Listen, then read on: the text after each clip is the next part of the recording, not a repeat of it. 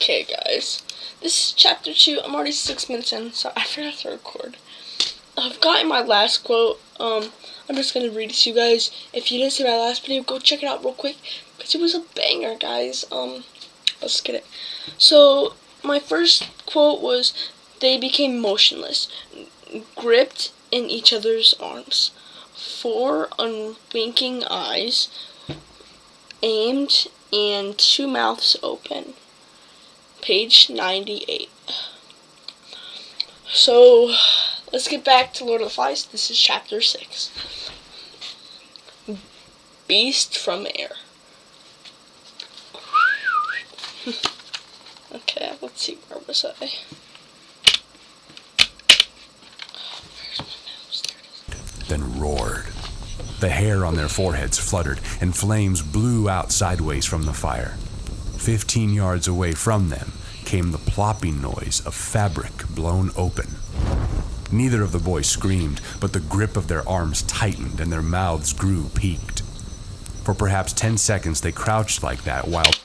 Okay, 1 sec. The boys screamed, but they gripped their arms high end, and their mouths grew peaked.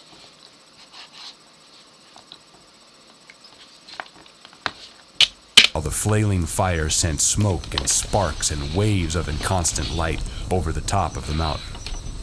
Then, as though they had but one terrified mind between them, they scrambled away over the rocks and fled.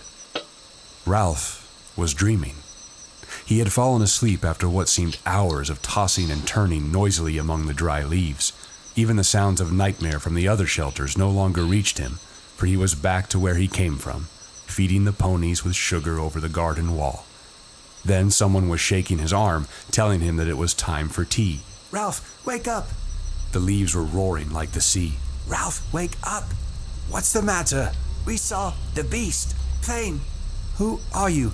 The twins? We saw the beast." "Quiet. Piggy." The leaves were roaring still. Piggy bumped into him and a twin grabbed him as he made for the oblong of paling stars. "You can't go out. It's horrible. Piggy, where are the spears? I can hear the..." "Quiet then. Lie still." They lay there listening, at first with doubt, but then with terror to the description the twins breathed at them between bouts of extreme silence. Soon the darkness was full of claws, full of the awful unknown and menace. An interminable dawn faded the stars out, and at last light, sad and gray, filtered into the shelter. They began to stir, though still the world outside the shelter was impossibly dangerous.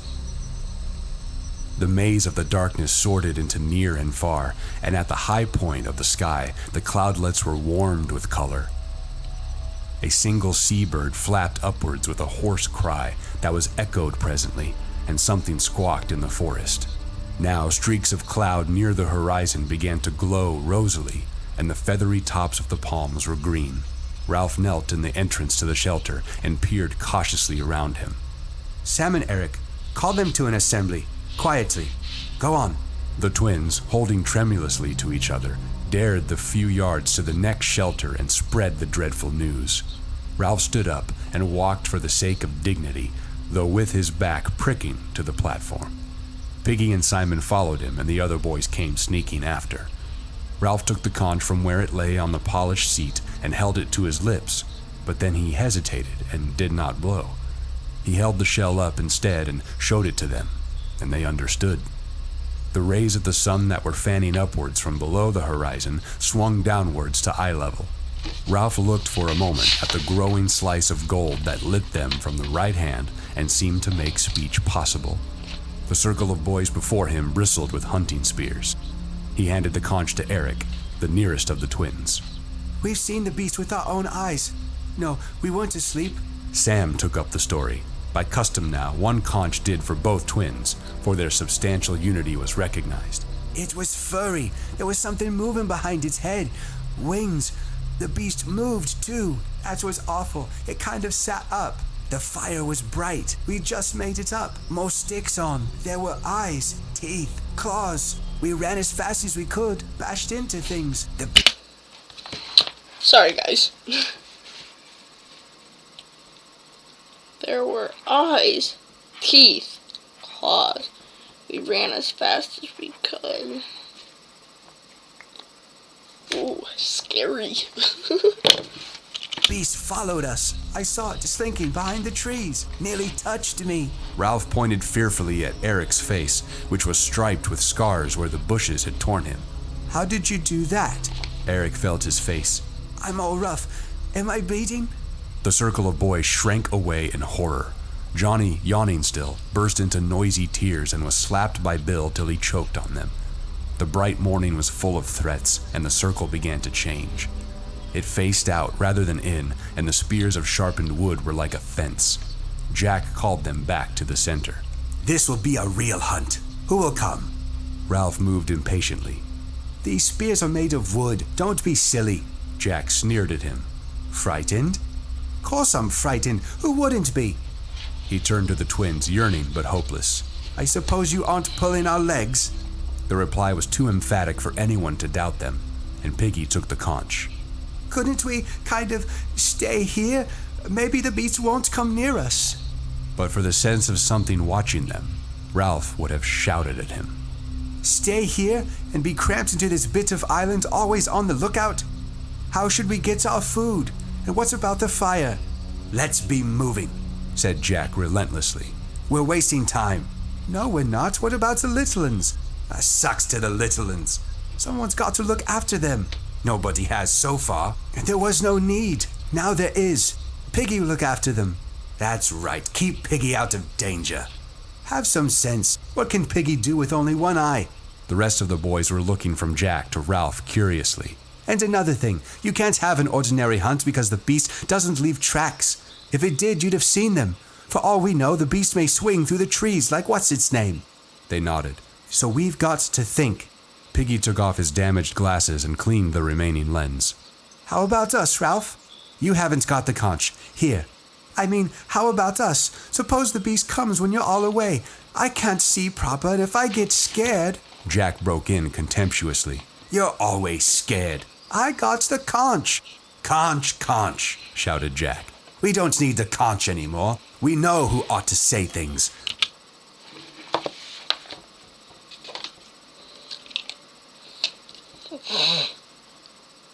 Sorry, guys.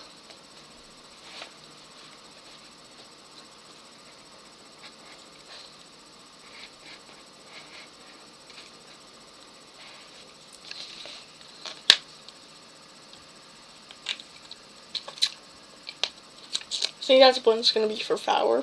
For power, I got the conch. Conch, conch, shouted Jack. Because the conch is the main part. But who knows? It might not be a good one. So I'm gonna keep looking.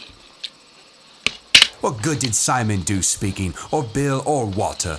It's time some people knew they've got to keep quiet and leave deciding things to the rest of us. Ralph could no longer ignore his speech. The blood was hot in his cheeks. You haven't got the conch, he said. Sit down.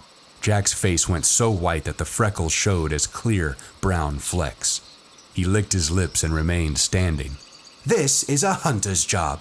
The rest of the boys watched intently. Piggy, finding himself uncomfortably embroiled, slid the conch to Ralph's knees and sat down. The silence grew oppressive, and Piggy held his breath. This is more than a hunter's job, said Ralph at last, because you can't track the beast, and don't you want to be rescued? He turned to the assembly. Don't you all want to be rescued? He looked back at Jack. I said before, the fire is the main thing. Now the fire must be out. The old exasperation saved him and gave him the energy to attack. Has anyone got any sense? We've got to relight that fire. You never thought of that, Jack, did you? Or don't any of you want to be rescued? Yes, they wanted to be rescued. There was no doubt about that. And with a violent swing to Ralph's side, the crisis passed. Piggy let out his breath with a gasp, reached for it again, and failed. He lay against a log, his mouth gaping, blue shadows creeping round his lips. Nobody minded him. Now think, Jack. Is there anywhere on the island you haven't been? Unwillingly, Jack answered. There's only... But, of course, you remember the tail end part, where the rocks are all piled up. I've been near there. The rock makes a sort of bridge. There's only one way up. And the thing must live there.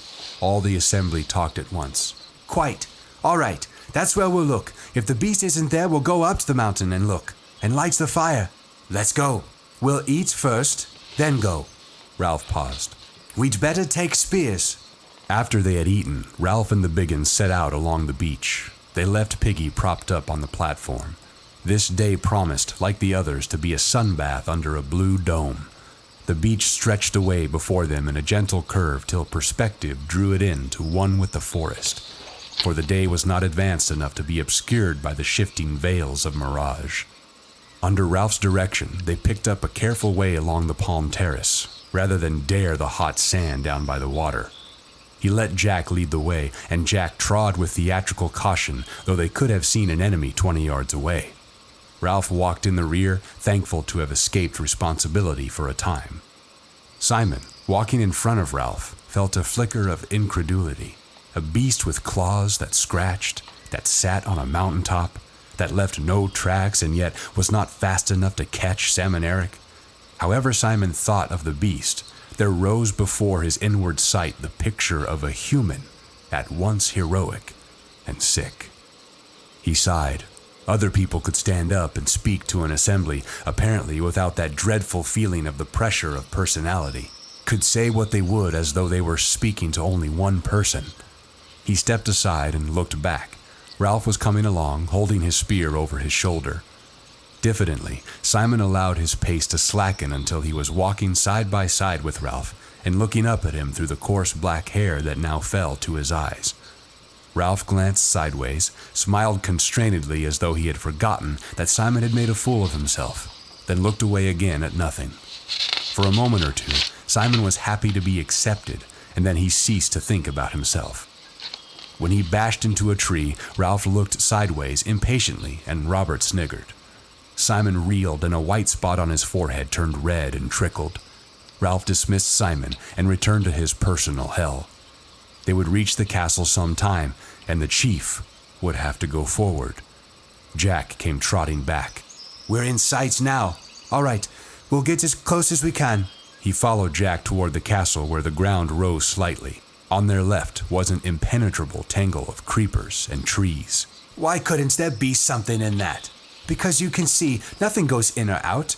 What about the castle then? Look. Ralph parted the screen of grass and looked out. There were only a few more yards of stony ground, and then the two sides of the island came almost together so that one expected a peak of headland. But instead of this, a narrow ledge of rock, a few yards wide and perhaps 15 long, continued the island out into the sea. There lay another of those pieces of pink squareness that underlay the structure of the island. This side of the castle, perhaps 100 feet high, was the pink bastion they had seen from the mountaintop. The rock of the cliff was split, and the top littered with great lumps that seemed to totter. Behind Ralph, the tall grass had filled with silent hunters. Ralph looked at Jack. You're a hunter? Jack went red. I know. All right. Something deep in Ralph spoke for him. I'm chief. I'll go. Don't argue. He turned to the others. You, hide here. Wait for me. He found his voice tended either to disappear or to come out too loud. He looked at Jack. Do you think? Jack muttered. I've been all over. It must be here. I see. Simon mumbled confusedly. I don't believe in the beast. Ralph answered him politely, as if agreeing about the weather. No, I suppose not. His mouth was tight and pale. He put back his hair very slowly. Well, so long. He forced his feet to move until they had carried him out onto the neck of land. He was surrounded on all sides by chasms of empty air. There was nowhere to hide, even if one did not have to go on. He paused on the narrow neck and looked down. Soon, in a matter of centuries, the sea would make an island of the castle. On the right hand was the lagoon, troubled by the open sea, and on the left, Ralph shuddered. The lagoon had protected them from the Pacific, and for some reason only Jack had gone right down to the water on the other side. Now he saw the landsman's view of the swell, and it seemed like the breathing of some stupendous creature. Slowly the water sank among the rocks, revealing pink tables of granite, strange growths of coral, polyp, and weed. Down, down the waters went, whispering like the wind among the heads of the forest. There was one flat rock there, spread like a table, and the water sucking down on the four weedy sides made them seem like cliffs. Then the sleeping Leviathan breathed out, the waters rose, the weeds streamed, and the water boiled over the table rock with a roar. There was no sense of the passage of waves, only this minute-long fall and rise and fall. Ralph turned away to the red cliff. They were waiting behind him in the long grass, waiting to see what he would do. He noticed that the sweat in his palm was cool now, realized with surprise that he did not really expect to meet any beast, and didn't know what he would do about it if he did.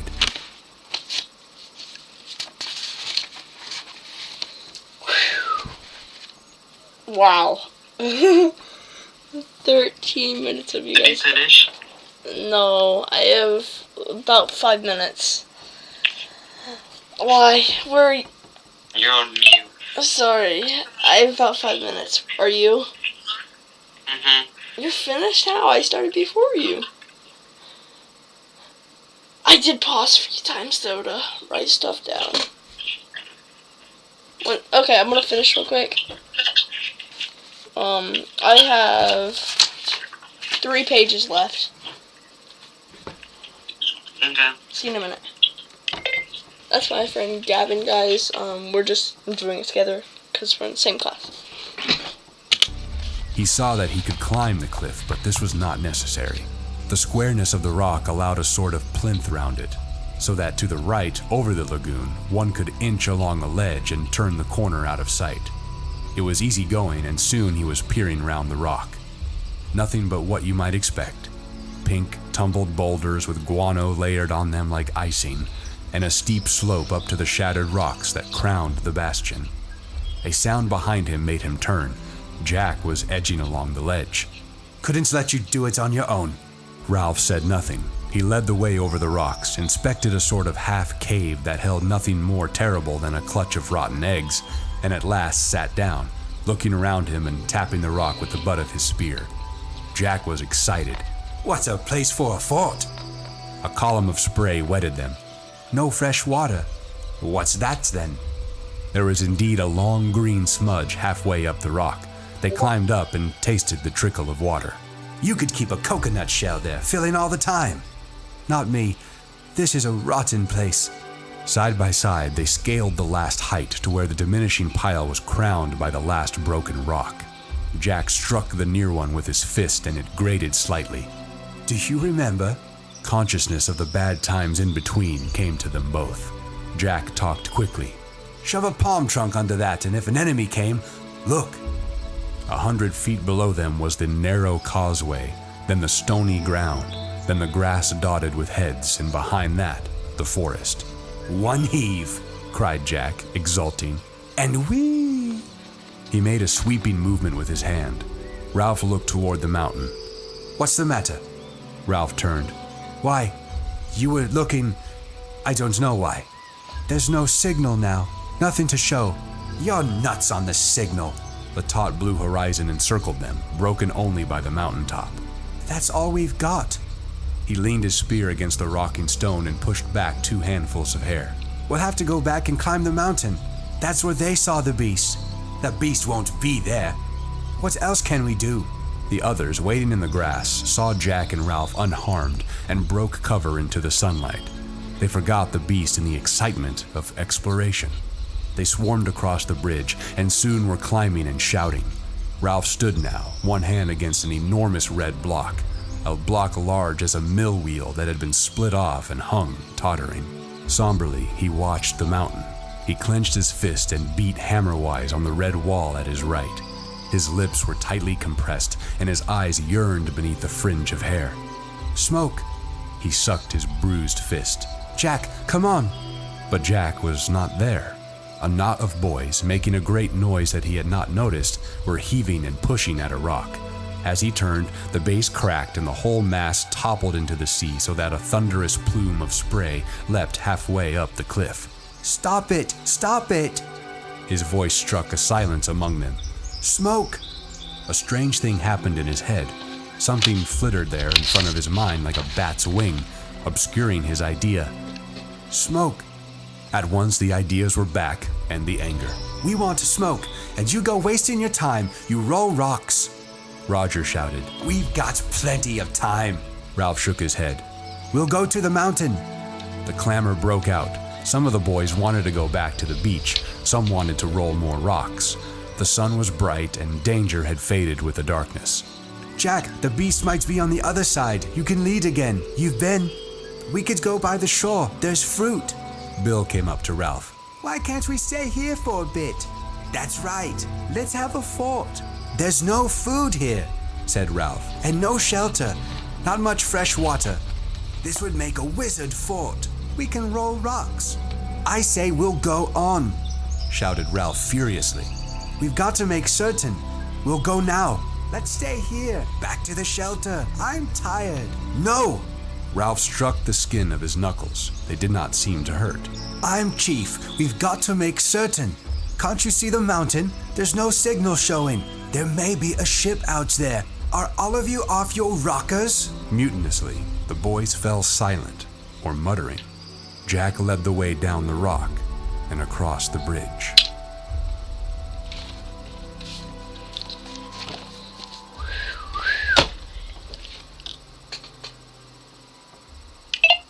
Okay.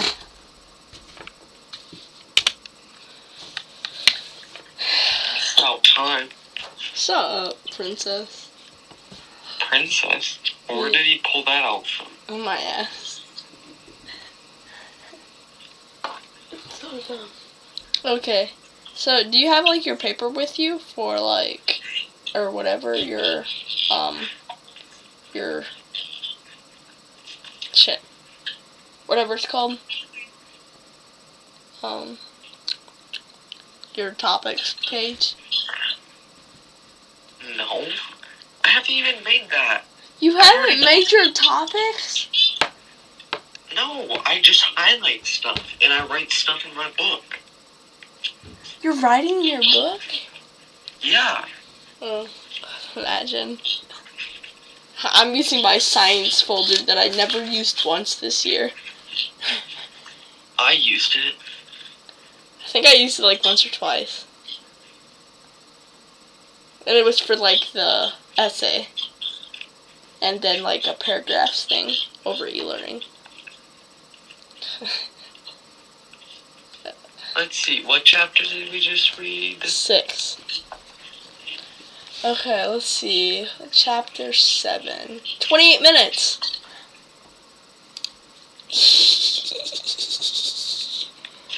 Okay. So...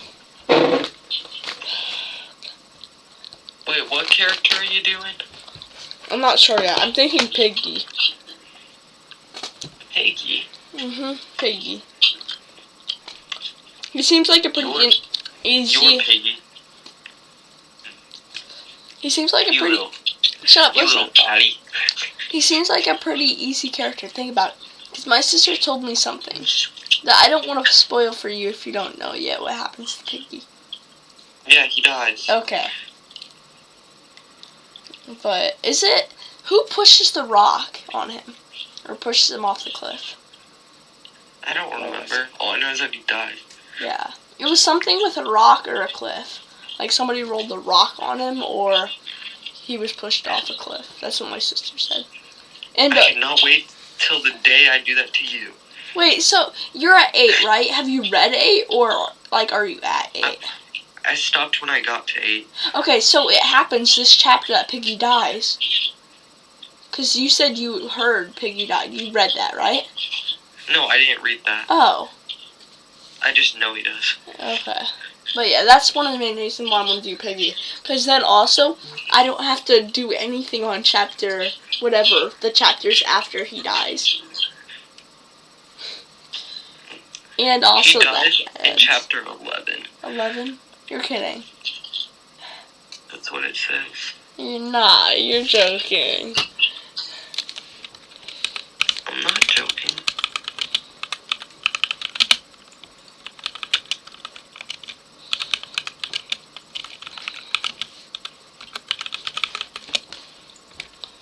Chapter...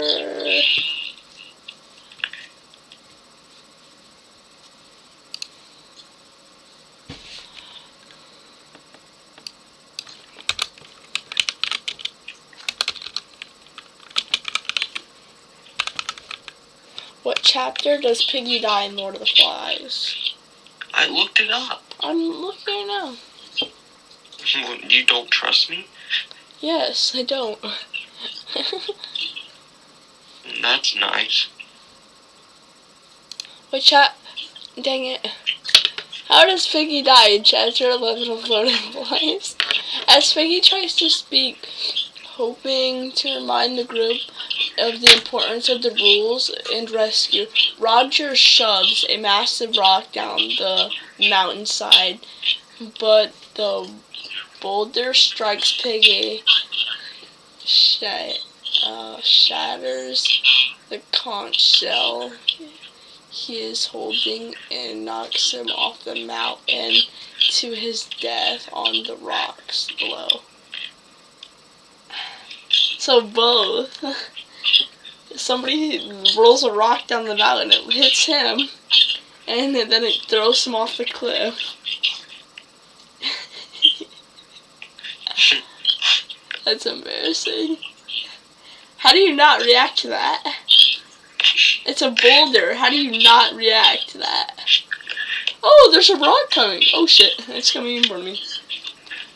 I'm just gonna stand here. Yep. Oh, I have the conch too. Here you go. Like, you can break that first. That'll save me.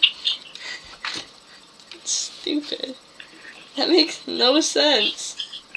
How do you not react to a boulder in front of you? Because it's not gonna roll fast. Like, there's no way. Unless it's a 90-degree angle. Like, there's no way.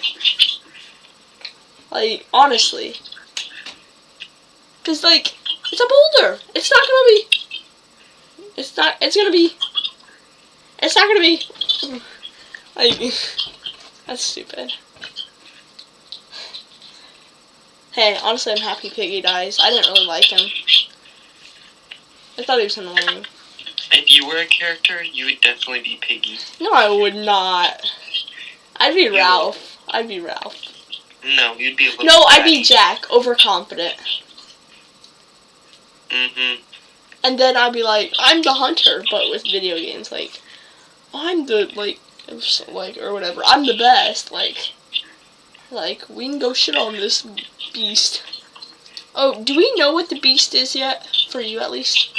There is no beast. I know, but, like, are we positive, though? Because, like, they didn't find a beast, but could there still be a beast? The beast is the fear within them. Are you positive? Yes, Well, I looked that up too. my picture doesn't show that. Your picture. Like, on the book. Wait, no! The island burns completely? That's funny, because my third book's, like, by Lewis Lowry. And guess what? What? They're two completely different books. Like, no Wink. No. Oh, do you know Wonder? Yeah. Okay, so it's kind of like Wonder, but a little bit different. Wink is about this kid that gets cancer in his eye, and he has to get, like, surgery to get it removed, blah, blah, blah, and trying to, like, save him from the cancer.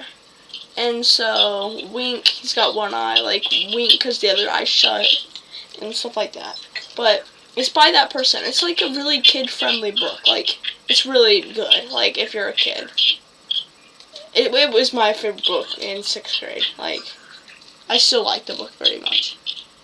But Afterward by Lewis Lowry. Lewis Lowry helped with this book. It makes no sense because he's such a kid-friendly like writer. He made Wonder too, like the book. I don't get how he made this book. Or helped make it, I should say. Oh, do you know about the chamoy pickle? The what? A chamoy pickle. No. You're a weirdo. Well, you're not the most popular. Like, not at Belmont. Like, you don't get your on TikTok daily. I understand that. Oh. Yeah, I don't have TikTok. I'm not allowed to have social media. Oh, it's my pickle. $25 for one pickle.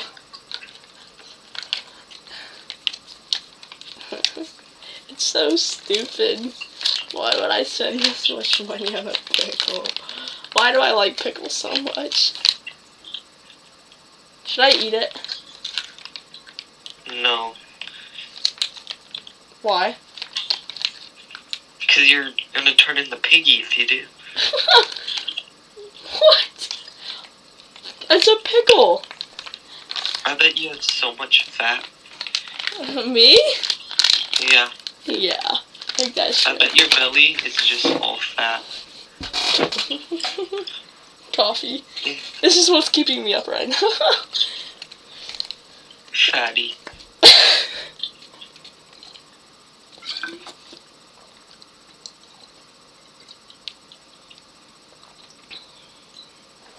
Last gulp. I want to shit.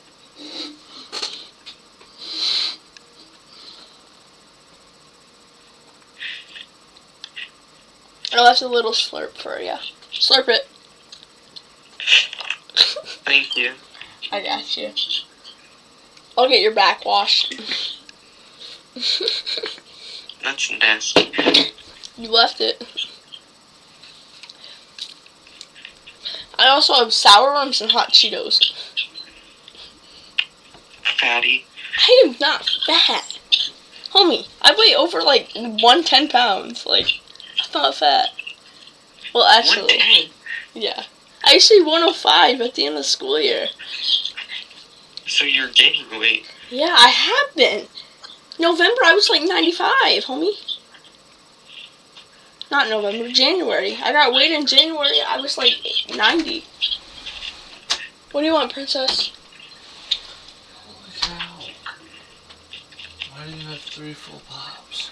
Because I get them free at McDonald's. They're full. Yeah, I don't finish them worth of shit. Why are you in my room at 1 What are a.m.? these? My skincare? Why do you have microscopic skincare? I don't. You just don't use that much. You ordered a pickle? You know if they are? You don't? Dill pickles. No, chamoy pickles. Do you have, They're blood red pickles. any of my games up here? Your games. They're for the Xbox? No. Why? You trying to sell them? No. Broke ass shit. Trying to find my GTA 5 one. I did not take it, so I don't know. Find it down in my room. My Xbox has been broken. Is there a disc in it? No, I checked. But no, it's been broken for months. I wanted to get it fixed, but it's not worth the money at this point. Cause But this is? yeah, it was $6 only each. I'm kidding. Bullcrap, I bet it was each. No, it was like And $6.40. these, Those are and that, those are $25 each. and all that, Those are free, homie. all the freaking candy. Yeah, You could those. have fixed your Xbox by now. I don't With want all to. this stuff. I'm just gonna wait until Black Friday and buy a PS5. You aren't going to be able to afford it. I have enough to afford it right now, Riley. Bullcrap. Get your nasty hands out of here. Now leave. Interesting. That's mine. Okay. No, it's not. No, because Molly chewed it up. No. Molly was always in my room. No, at the old house. Idiot. Always in my room. No, she wasn't. You wouldn't allow her in your room because you had carpet. No, I didn't. Shit, the green shit. I left it out the moment. Get the when fuck you out. did. I'm reading. Okay, I'm back. Okay, summary of this chapter. Oh, let me get my book. You didn't even read it. Huh? You didn't even read it. You set a fucking timer for like 26 minutes. Maybe. narration. Okay. So I feel this chapter was mainly about the adventure, if you know what I mean. No, I don't even remember. You said you didn't listen to the audiobook. I did. I would just Bullshit. have to go through my notes. No, you're kidding me. No. World of Grown-Ups. Bright explosion. Dude. I'm so Oh, there's mad. a parachute thing I mentioned at the beginning. That's important. Yeah. I'll probably come back later. Dude, I'm so mad. Next Huh? chapter is 40 minutes long.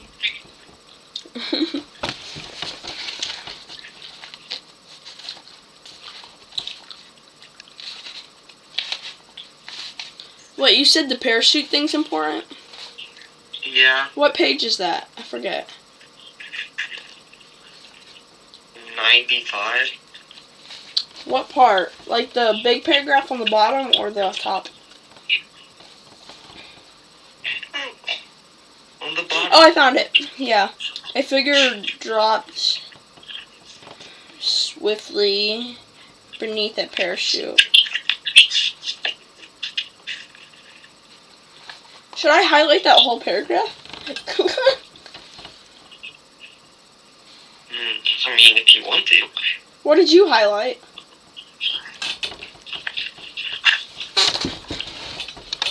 Bright explosion. Parachute.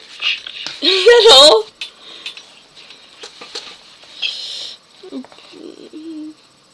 There was a sudden bright explosion and corkscrew Oh. trail across the So sky. as the Then stars darkness moved across against the the sky, the stars. figure sat on the mountaintop and bowed and The sank island and and bowed figure again. dropped swiftly beneath the parachute. A figure that hung dangling limbs and climbing winds altitudes.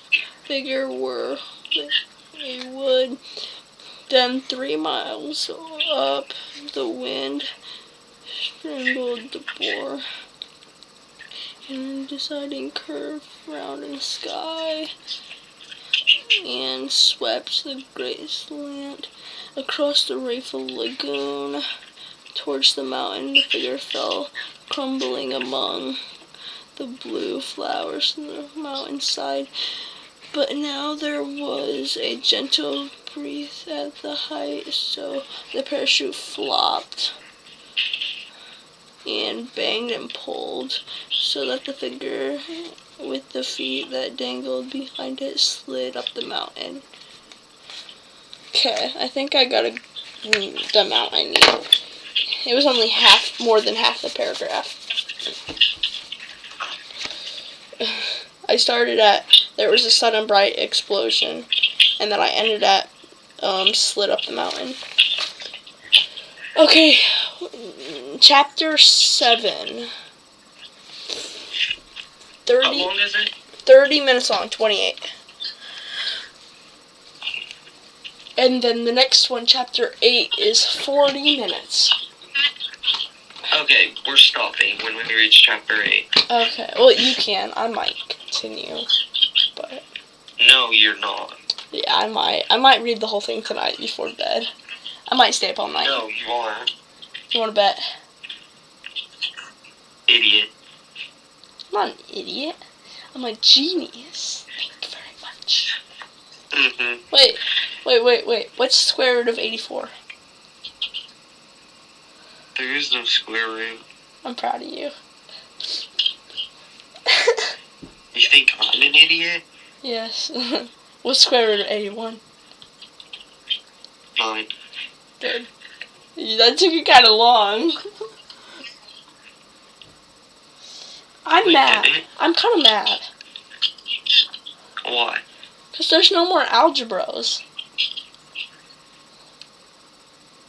You wouldn't know what that is. You're not cool enough to be a part of it. To be part of what? Algebros. What's that? A friend group. We are people... Okay. You don't need to know that part. But we were kids in the algebra class. But there's no more of it. Which ones?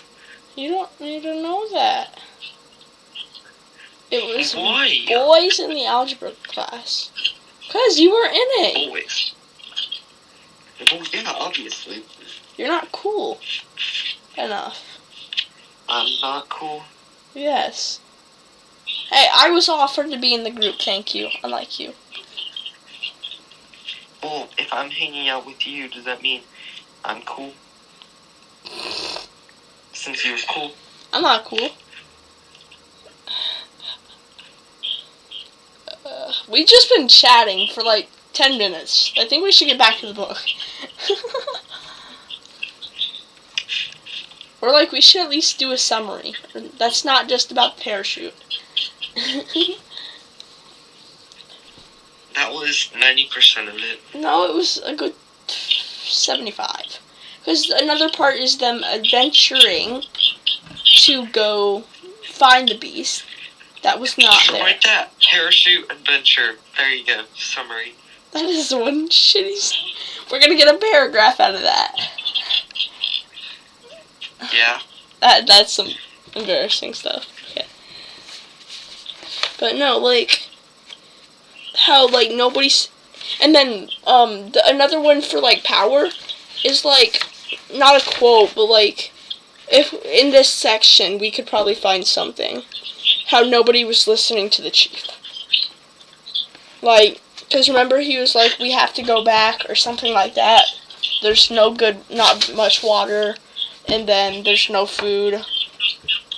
There's no shelter. Yeah. As nobody wanted to go, and everybody's You need to include rocks. that. What? So you need to include that. That's the plan, homie. I'm highlighting stuff right now before I go to the next chapter. That's what I do. Home slice. We got plenty of... Okay. Here goes...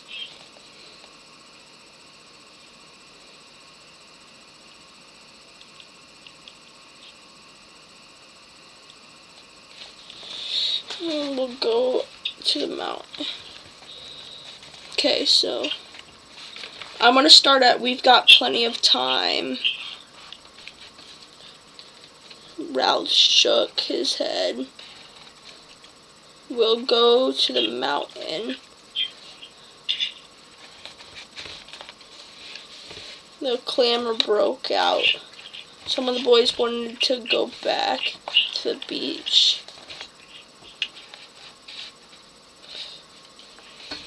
Okay, this is difficult, man. Some wanted to roll more rocks. The sun was bright and danger had faded with the darkness. Jack, the beast might be on the other side. You can lead again. You've been. We could go by the shore. There's fruit.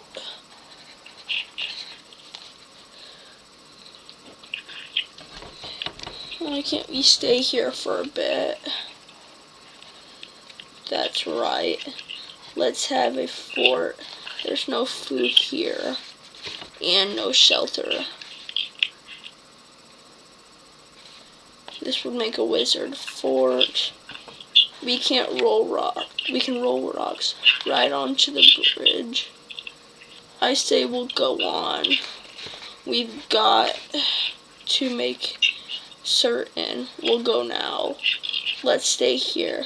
Back to shelter. I'm tired. No. I'm chief. We've got to make certain. Can't you see the mountain? There's no signal showing. There may be a ship out there. Are you all off your rockers? Simultaneously, the boys fell silent or muttering. Jack led the way down the rock across the bridge. Okay. I think I highlighted pretty much everything that was like important on that. Like with them not listening.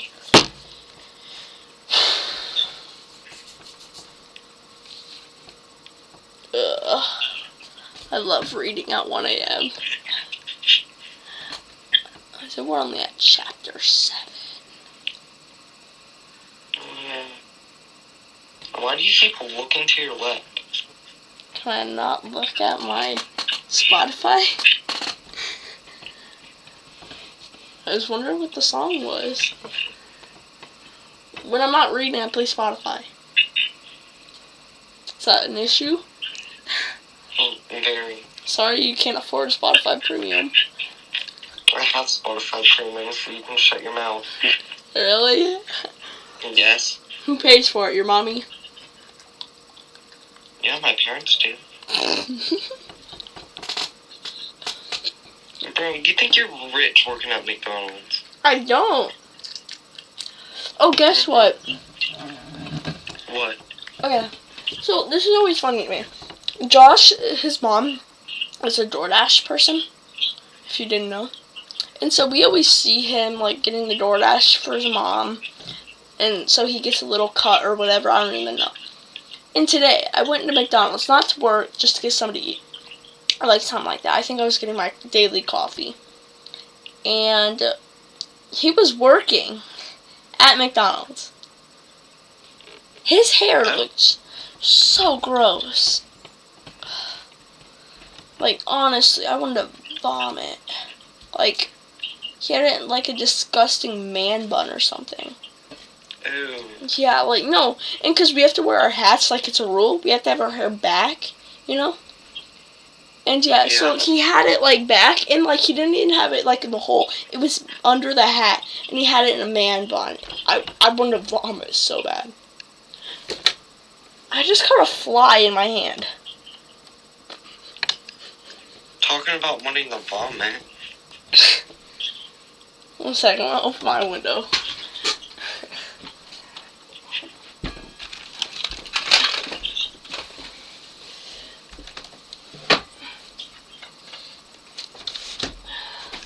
Don't fly out. Ew, this feels so weird. His legs.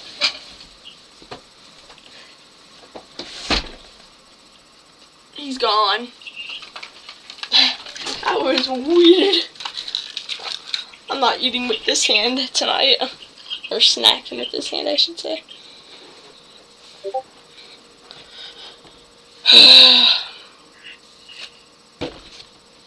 Okay, you want to start reading the next one then? Sure. Okay. Are you actually going to read it? Yeah. Promise. Because you haven't read past. Because you stopped at 8. You've read this already. You promise you're going to read it, though? Really? Hey, I don't break promises. Really? You promised me? Oh my god. You're going to give me anal. I still haven't gotten that. We still haven't kissed in the bathroom at Belmont with no shirts on. Hey, that's just what the wheel said. Yeah, but we promised we'd do it the next day. No, the anal one, I was pretty sure you said, okay, I'm down. I promise I'll do it. That's a joke. It seemed pretty serious. There's a certain line, and that's passing it a little. It seemed pretty serious to me. I may trust you quite a bit, but that's a little too much. I've seen stuff from you, thank you. Very much. I've seen stuff from you. You have. We could each destroy each other's lives with what we know and have seen. But I'm nice enough to choose not to. Nice enough. That's what you call it? So there's our trust right there. Nice enough. Okay. Hey, I could destroy your life, but I haven't.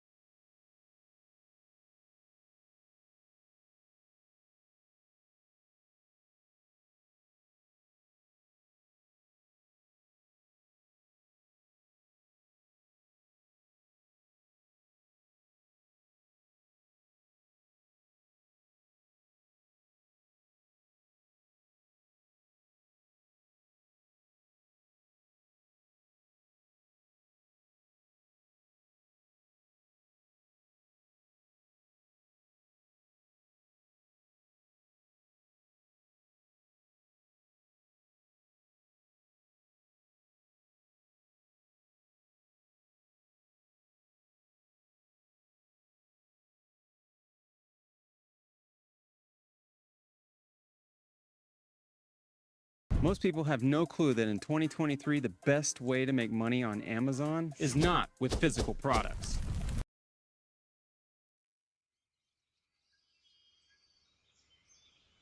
Chapter 7.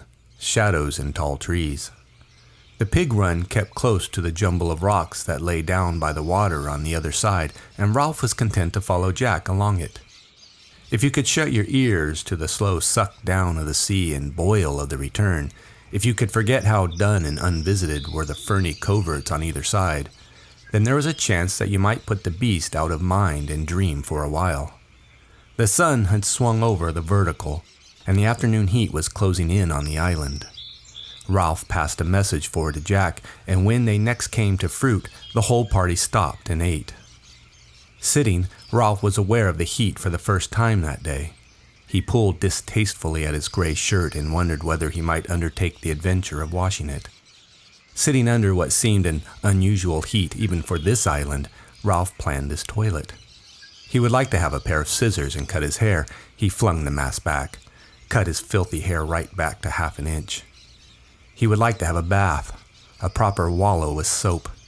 He passed his tongue experimentally over his teeth and decided that a toothbrush would come in handy too. Then there were his nails. Ralph turned his hand over and examined them. They were bitten down to the quick, though he could not remember when he had restarted this habit, nor any time when he had indulged it. Be sucking my thumb next? He looked round furtively. Apparently, no one had heard. The hunters sat, stuffing themselves with this easy meal, trying to convince themselves that they had gotten sufficient kick out of the bananas and that other olive-gray jelly-like fruit. With the memory of his sometime clean self as a standard, Ralph looked them over.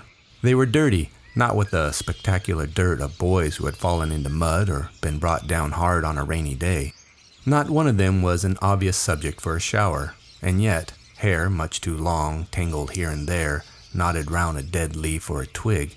Faces cleaned fairly well by the process of eating and sweating, but marked in less accessible angles with a kind of shadow.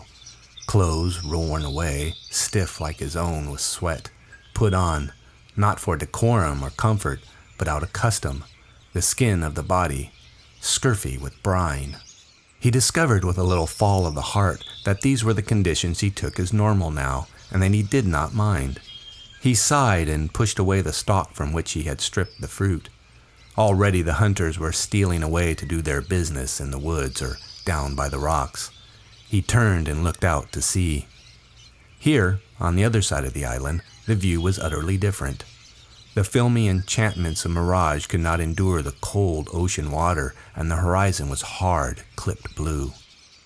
Ralph wandered down to the rocks. Down here, almost on a level with the sea, you could follow with your eye the ceaseless, bulging passage of the deep-sea waves. They were miles wide, apparently not breakers or the banked ridges of shallow water. They traveled the length of the island with an air of disregarding it and being set on other business. They were less a progress than a momentous rise and fall of the whole ocean. Now the sea would suck down, making cascades and waterfalls of retreating water, would sink past the rocks and plaster down the seaweed-like shining hair. Then, pausing, gather and rise with a roar, irresistibly swelling over point and outcrop, climbing with the little cliff, sending at last an arm of surf up a gully to end a yard or so from him in fingers of spray. Wave after wave, Ralph followed the rise and fall until something of the remoteness of the sea numbed his brain. Then gradually, the almost infinite size of this water forced itself on his attention. This was the divider, the barrier. On the other side of the island, swathed at midday with mirage, defended by the shield of the quiet lagoon, one might dream of rescue. But here, faced by the brute obtuseness of the ocean, the miles of division, one was clamped down, one was hopeless, one was condemned, one was... Simon was speaking almost in his ear. Ralph found that he had a rock painfully gripped in both hands, found his body arched, the muscles of his neck stiff, his mouth strained open. "You'll get back to where you came from?" Simon nodded as he spoke. He was kneeling on one knee, looking down from a higher rock, which he had held with both hands. His other leg stretched down to Ralph's level. Ralph was puzzled and searched Simon's face for a clue. It's so big, I mean. Simon nodded. All the same, you'll get back all right. I think so, anyway. Some of the strain had gone from Ralph's body. He glanced at the sea and then smiled bitterly at Simon. Got a ship in your pocket? Simon grinned and shook his head. How do you know, then? When Simon was still silent, Ralph said curtly, You're batty. Simon shook his head violently till the coarse black hair flew backwards and forwards across his face. No, I'm not. I just think you'll get back all right.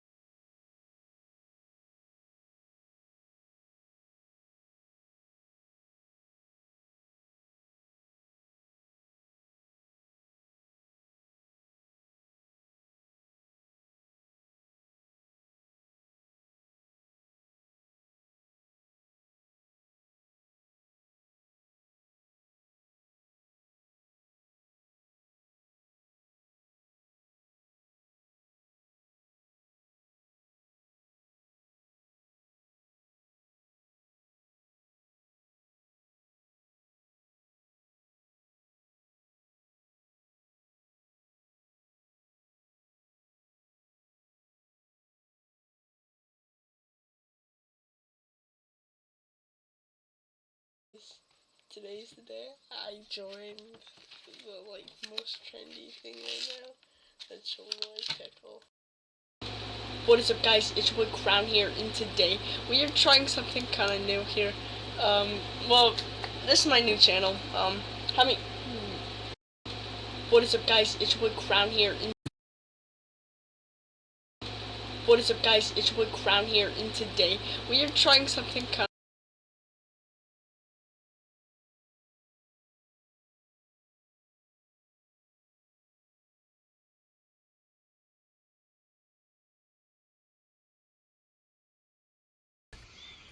For a moment, nothing more was said, and then they suddenly smiled at each other. Roger called from the coverts, Come and see! The ground was turned over near the pig run, and there were droppings that steamed.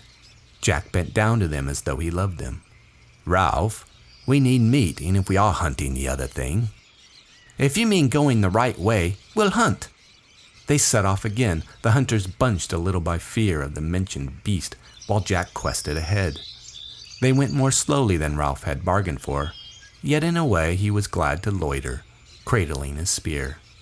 Jack came up against some emergency of his craft, and soon the procession stopped. Ralph leaned against a tree, and at once the daydreams came swarming up. Jack was in charge of the hunt, and there would be time to get to the mountain. Once, following his father from Chatham to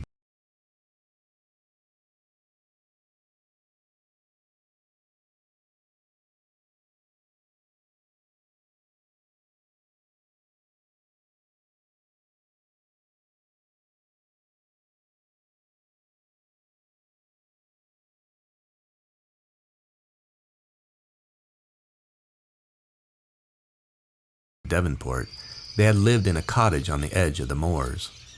In the succession of houses that Ralph had known, this one stood out with particular clarity because after that house, he had been sent away to school. Mummy had still been with them, and Daddy had come home every day. Wild ponies came to the stone wall at the bottom of the garden, and it had snowed.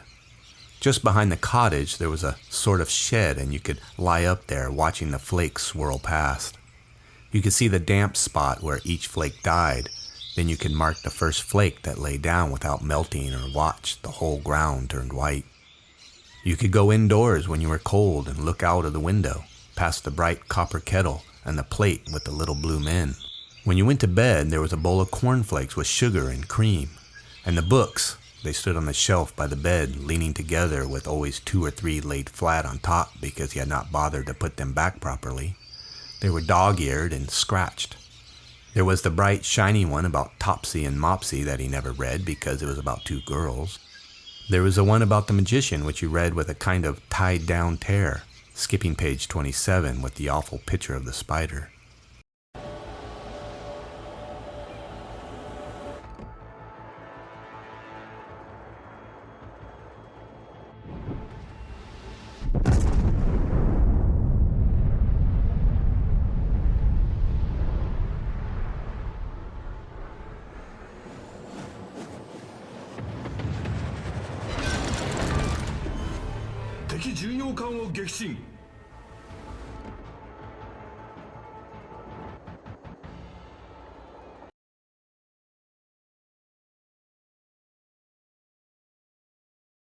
There was a book about people who had dug things up, Egyptian things. There was the Boy's Book of Trains, the Boy's Book of Ships. Vividly they came before him. He could have reached up and touched them, could feel the weight and slow slide with which the Mammoth Book for Boys would come out and slither down. Everything was all right. Everything was good-humored and friendly. The bushes crashed ahead of them. Boys flung themselves wildly from the pig track and scrambled in the creepers, screaming. Ralph saw Jack nudged aside and fall. Then there was a creature bounding along the pig track toward him, with tusks gleaming and intimidating grunt. Ralph found that he was able to measure the distance coldly and take aim. With the boar only 5 yards away, he flung the foolish wooden stick that he carried, saw it hit the great snout and hang there for a moment. The boar's note changed to a squeal and it swerved aside into the covert. The pig run filled with shouting boys again. Jack came running back and poked about in the undergrowth. "Through here!" "But he'd do us!" "Through here, I said!" The boar was floundering away from them. They found another pig run parallel to the first and Jack raced away. Ralph was full of fright and apprehension and pride. "I hit him! The spear stuck in!" Now they came unexpectedly to an open space by the sea. Jack cast about on the bare rock and looked anxious. "He's gone." "I hit him," said Ralph again, "and the spear stuck in a bit." He felt the need of witnesses. "Didn't you see me?" Maurice nodded. "I saw you, right bang on his snout. Whee!" Ralph talked on excitedly. "I hit him all right. The spear stuck in. I wounded him." He sunned himself in their new respect and felt that hunting was good after all. "I walloped him properly. That was the beast, I think." Jack came back. "That wasn't the beast. That was a boar." "I hit him." "Why didn't you grab him?" "I tried." Ralph's voice ran up. "But a boar?" Jack flushed suddenly. "You said he'd do us. What did you want to throw for? Why didn't you wait?"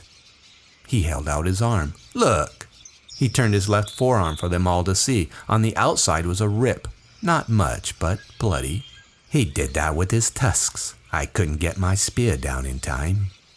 Attention focused on Jack. "That's a wound," said Simon, "and you ought to suck it, like Berengaria." Jack sucked. "I hit him," said Ralph indignantly. "I hit him with my spear. I wounded him." He tried for their attention. "He was coming along the path. I threw, like this." Robert snarled at him. Ralph entered into the play and everybody laughed. Presently, they were all jabbing at Robert, who made mock rushes. Jack shouted, "Make a ring!" The circle moved in and round. Robert squealed in mock terror, then in real pain. "Ow, stop it, you're hurting!" The butt end of a spear fell on his back as he blundered among them. Hold him! They got his arms and legs. Ralph, carried away by a sudden thick excitement, grabbed Eric's spear and jabbed at Robert with it. Kill him! Kill him! All at once, Robert was screaming and struggling with the strength of frenzy. Jack had him by the hair and was brandishing his knife. Behind him was Roger, fighting to get close. The chant rose ritually, as at the last moment of a dance or a hunt. Kill the...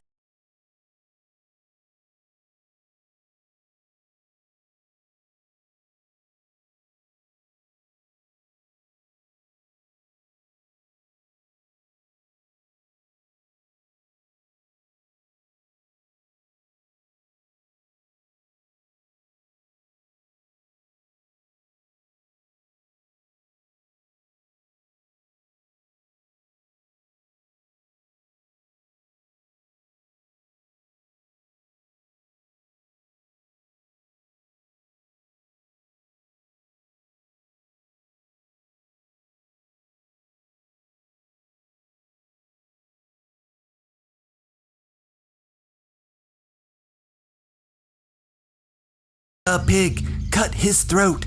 Kill the pig! Bash him in! Ralph, too, was fighting to get near, to get a handful of that brown, vulnerable flesh. The desire to squeeze and hurt was overmastering. Jack's arm came down. The heaving circle cheered and made pig-dying noises. Then they lay quiet, panting, listening to Robert's frightened snivels. He wiped his face with a dirty arm and made an effort to retrieve his status. Oh, my bum! He rubbed his rump ruefully. Jack rolled over. That was a good game. Just a game, said Ralph uneasily. I got badly hurt at a rugger once. We ought to have a drum, said Maurice. Then we could do it properly. Ralph looked at him. How properly? I don't know. You want a fire, I think, and a drum, and you could keep time to the drum. You want a pig, said Roger, like a real hunt. Or someone to pretend, said Jack. You could get someone to dress up as a pig, and then he could act, pretend to knock me over and all that. You want a real pig, said Robert, still caressing his rump, because you've got to kill him. Use a little un, said Jack, and everybody laughed.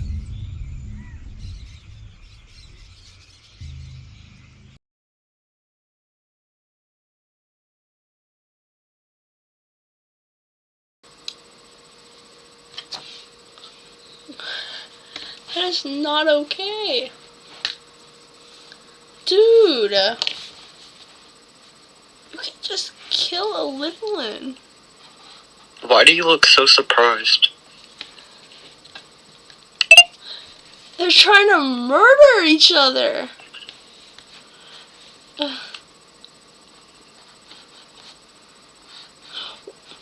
They go, I want a pig.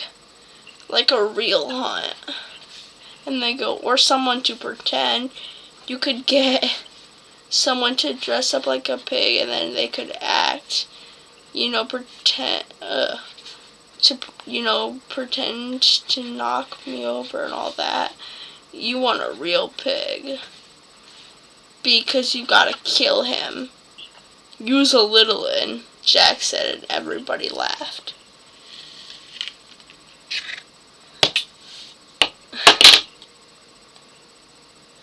That is fucked up. 10 seconds ago, they were acting like they were gonna kill Roger. They probably should. Honestly, I hate Roger. He's only been in the story for about 10 minutes, but I don't like him. This is his first chapter, and he's not setting a good string for himself. What page are you on?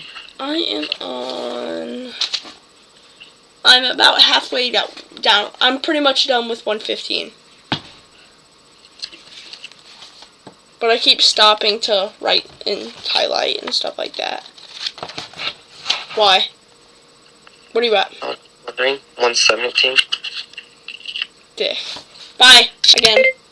Bye. Oh, never mind. Ralph sat up. Well, we shan't find what we're looking for at this rate. One by one they stood up, twitching rags into place. Ralph looked at Jack. Now for the mountain. Shouldn't we go back to Piggy, said Maurice, before dark? The twins nodded like one boy. Yes, that's right. Let's go up there in the morning. Ralph looked out and saw the sea. We've got to start the fire again. You haven't got Piggy's specs, said Jack. So you can't. Then we'll find out if the mountain's clear. Maurice spoke, hesitating, not wanting to seem a funk. Supposing the beast up there. Jack brandished his spear. We'll kill it. The sun seemed...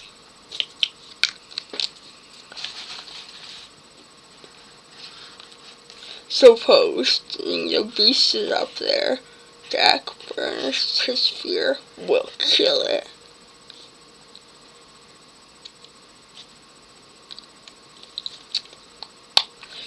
Seemed a little cooler.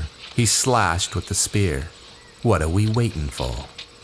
I suppose, said Ralph, if we keep on by the sea this way, we'll come out below the burnt bit, and then we can climb the mountain. Once more Jack led them along by the suck and heave of the blinding sea. Once more Ralph dreamed, letting his skillful feet deal with the difficulties of the path. Yet here his feet seemed less skillful than before. For most of the way, they were forced right down to the bare rock by the water and had to edge along between that and the dark luxuriance of the forest. There were little cliffs to be scaled, some to be used as paths, lengthy traverses where one used hands as well as feet. Here and there they could clamber over wave-wet rock, leaping across clear pools that the tide had left. They came to a gully that split the narrow foreshore like a defense. This seemed to have no bottom, and they peered awe-stricken into the gloomy crack where the water gurgled. Then the wave came back. The gully boiled before them and spray dashed up to the very creeper so that the boys were wet and shrieking. They tried to force, but this was thick and woven like a bird's nest. In the end, they had to jump one by one, waiting till the water sank, and even so, some of them got a second drenching. After that, the rock seemed to be growing impassable, so that they sat for a time, letting their rags dry and watching the clipped outlines of the rollers that moved so slowly past the island. They found fruit in a haunt of bright little birds that hovered like insects. Then Ralph said they were going too slowly. He himself climbed a tree and parted the canopy and saw the square head of the mountain seeming still a great way off. Then they tried to hurry along the rocks, and Robert cut his knee quite badly, and they had to recognize that this path must be taken slowly if they were to be safe. So they proceeded after that as if they were climbing a dangerous mountain, until the rock became an uncompromising cliff, overhung. Okay, sorry guys.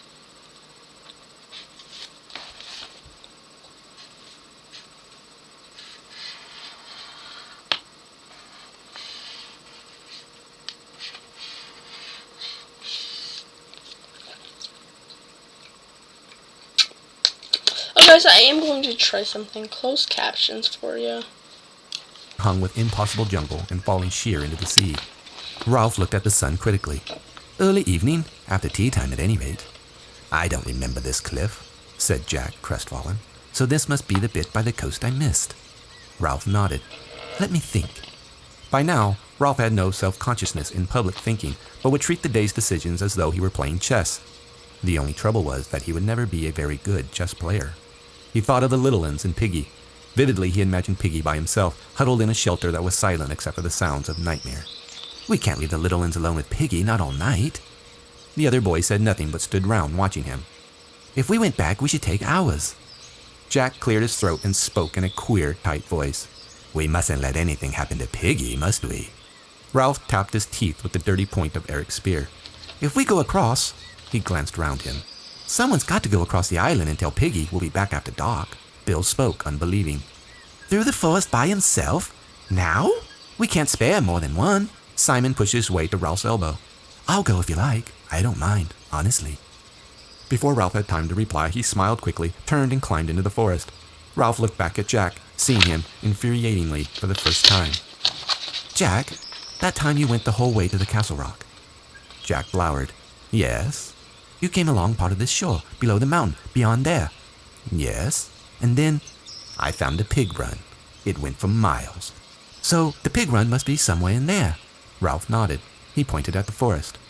Everybody agreed, sagely. All right then, we'll smash our way through till we find the pig run. He took a step and halted.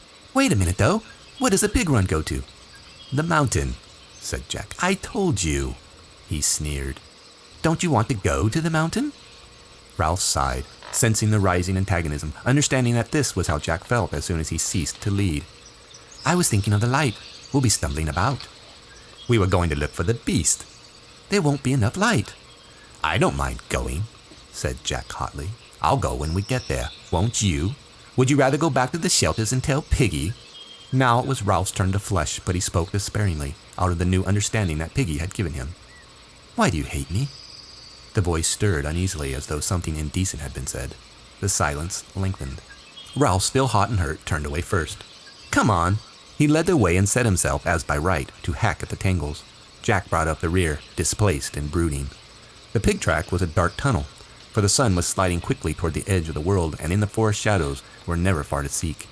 The track was broad and beaten, and they ran along at a swift trot.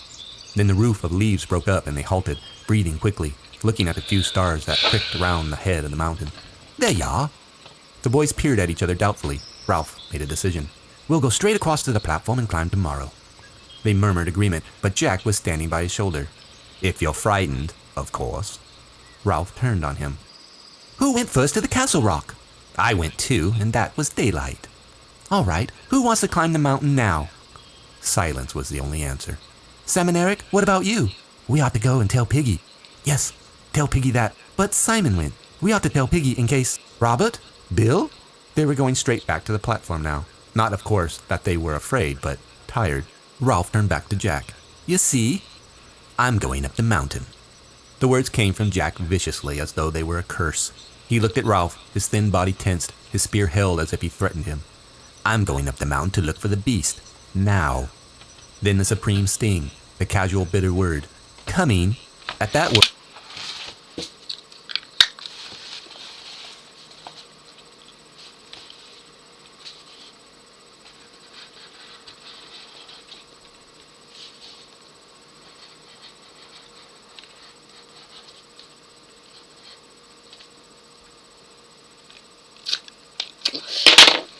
The other boys forgot their urge to be gone and turned back to sample this fresh rub of two spirits in the dark.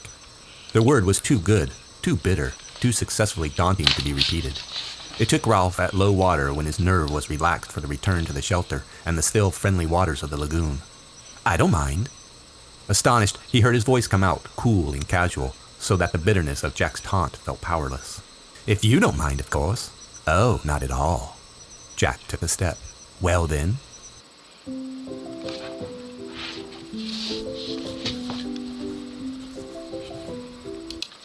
Side by side, watched by silent boys, the two started up the mountain.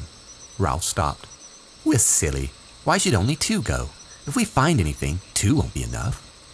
There came the sound of boys scuttling away.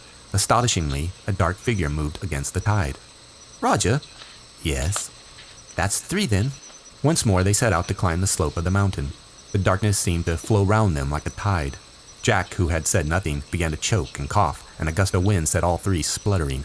Ralph's eyes were blinded with tears. Ashes! We're on the edge of the burnt patch. Their footsteps and the occasional breeze were stirring up small devils of dust. Now that they stopped again, Ralph had time while he coughed to remember how silly they were. If there was no beast, and almost certainly there was no beast, in that case, well and good, but if there...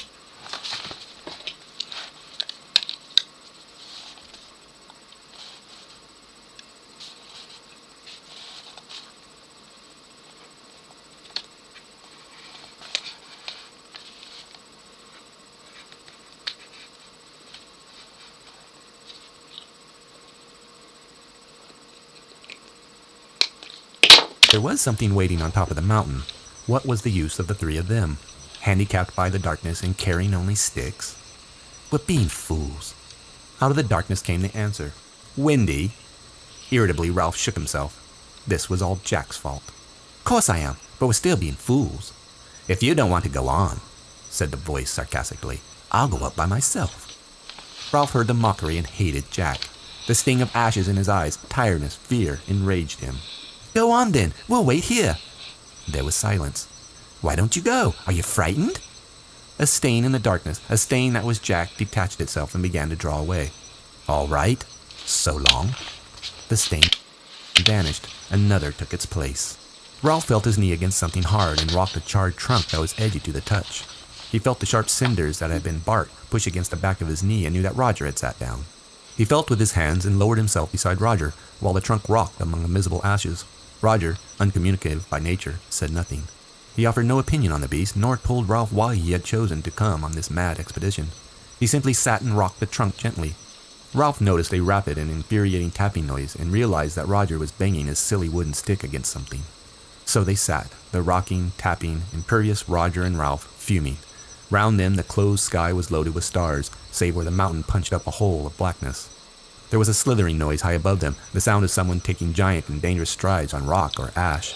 Then Jack found them and was shivering and croaking in a voice they could just recognize as his. "I saw a thing on top." They heard him blunder against the trunk, which rocked violently. They lay silent for a moment, then muttered, "Keep a good lookout. It may be following." A shower of ash pattered round them. Jack sat up. "I saw a thing bulge on the mountain." "You only imagined it," said Ralph shakily. "Because nothing would bulge, not any sort of creature." Roger spoke. They jumped, for they had forgotten him. "A frog?" Jack giggled and shuddered. Some frog. There was a noise, too, and a kind of pop noise. Then the thing bulged. Ralph surprised himself, not so much by the quality of his voice, which was even, but by the bravado of his intention. "We'll go and look." For the first time since he had first known Jack, Ralph could feel him hesitate. "Now?" His voice spoke for him. "Of course." He got off the trunk and led the way across the clinking cinders up into the dark, and the others followed. Now that his physical voice was silent, the inner voice of reason, the other voices too made themselves heard. Piggy was calling him a kid. Another voice told him not to be a fool, and the darkness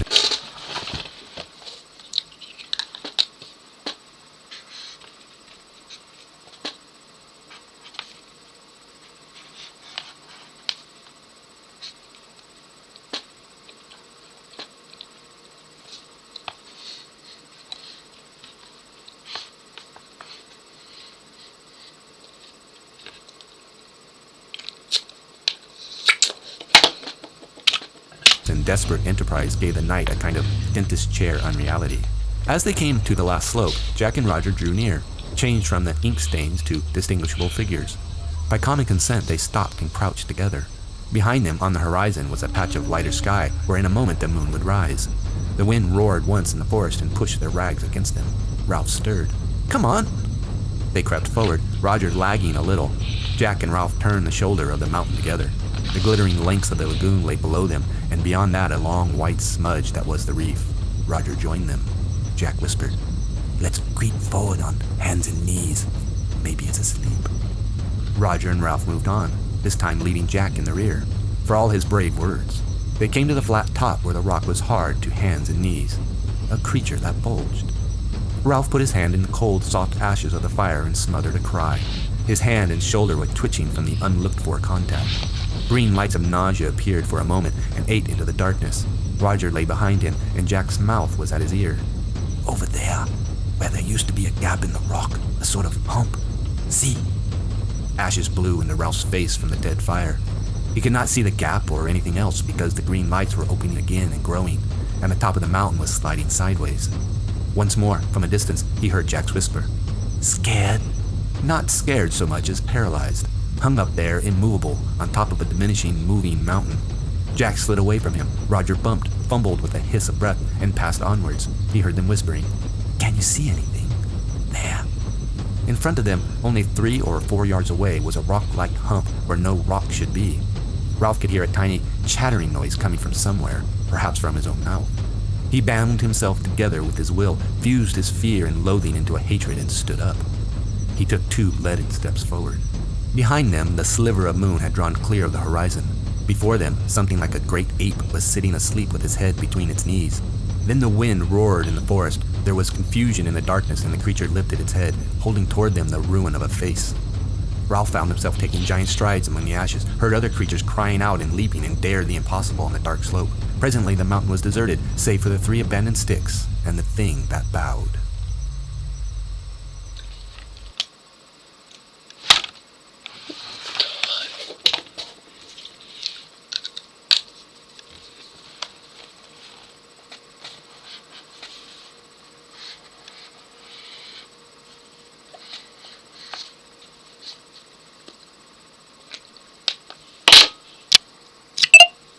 Done. What? I'm done. Yeah, I'm done. I don't believe that, but okay. Because I turned it up to 1.25 speed, 1.25 speed. And Okay, I turned mine up to 2.0 since I've already read it. you're a loser. You can't even follow along with that. Yeah, I can. Some of the strain had gone from Ralph's body. He glanced at the scene and Really, it goes. Some of the strain had gone by Ralph's body, but faster. Okay. I love how, like, on the YouTube thing, it shows, like, the glasses. You know? Like, you know, they're broken. Mhm. That's what I like about it, because that's what part of the main thing is about this movie. Like, it's an important piece, other than the conch. Because if they didn't have that, they don't have the fire. Okay, I might start 8. No, do not. No, because then chapter 9's only 20 minutes. Okay. That could be so easy. I'm not reading 8. Okay. Okay then, go to bed. Bye. I'm not going to bed. Wussy. Won't read if you're gonna stay up, you might as well read. I could just talk to you. I'm gonna read, honestly. I want to get this book done. I'm at least getting to chapter 10 tonight. I don't care. Or maybe I'm finishing the book, because I need to get that summary done. We have 4 weeks exact. Counting tomorrow. We need to finish it. You're Honestly, I did not even mean to do that. sure. No, like, literally, I put my face on my phone and it started taking photos. But not kidding, we have to get this book done. Because, like, honestly, there are many kids that didn't get honors that could, like, you know, like, that could be reading this and finish faster than us, you know? Yeah. And I don't want to be one of those kids that, you know, like, there's 2 days till school starts and we're already at open house, and then we're seeing each other and be like, what chapter are you on? Or, are you done with the book? And they're like, no, I'm only on chapter 8. Like, you know?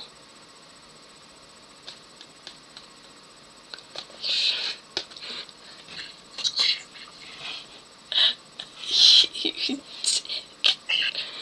That was so intentional. Was it the perfect moment? It was. Hey, I don't have my camera on. I don't care. I could turn it on. But no. My mom knows I'm staying up late tonight. And she knows for a good reason. So. Is it? I'm reading.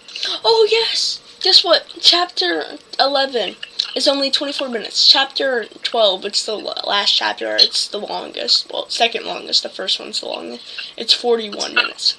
How much is 10? Chapter 10 is 25. Yes! And then chapter 9. Where's chapter 9? Chapter 9. Chapter 9. It's 20 minutes.